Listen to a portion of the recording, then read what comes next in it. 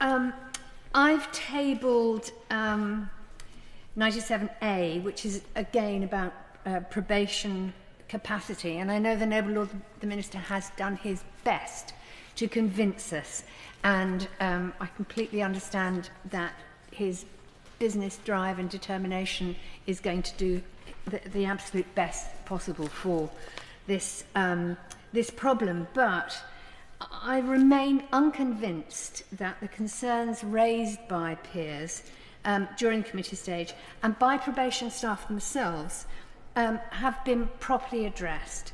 And it is interesting that Noble Lord Foster is not going to push his amendments to a vote, and I certainly won't push this to a vote. But I do want to say that at committee the government argued that this amendment would risk duplicating existing reports and risk delaying reforms, and I don't quite see that, because I think that this amendment is not about producing more data for its own sake. It's about independence assurance at arm's length from ministers and operational management that the probation service has the capacity to safely absorb the additional demands that this bill will place on them. Quarterly staffing statistics published by Probation Service are not the same thing as a system-wide assessment that the Probation Service has the capacity to safely absorb the additional demands that this bill will place upon it. And secondly, the amendment balances investment plans. The Minister referred at committee to the recruitment of trainee probation officers, to digital innovation, and to welcome investment over the spending review period. And we heard as well yesterday from the Minister himself at a briefing about those issues.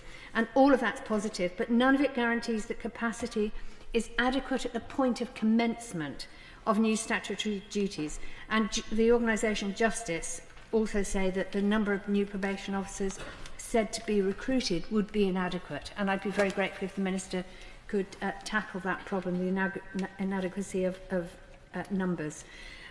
Because, of course, recruitment takes time, trainees take time to qualify, technology takes time to embed and to get right. And in the meantime, probation officers are working under extraordinary pressure, managing high-risk individuals with caseloads that are already too high. Thirdly, the argument that this amendment would delay reforms misunderstands its purpose, because if it delays reform, then it is necessary. The reforms are not enough. So carrying on with huge changes regardless of capacity doesn't strengthen probation, it weakens it and increases risks to staff. So Parliament's being asked to legislate for significant new demands on the probation service without this independent assurance by Her Majesty's Majesty's government. Thank you, not government. Probation organisation. That it's actually happened and that it's going to work and it's going to fit.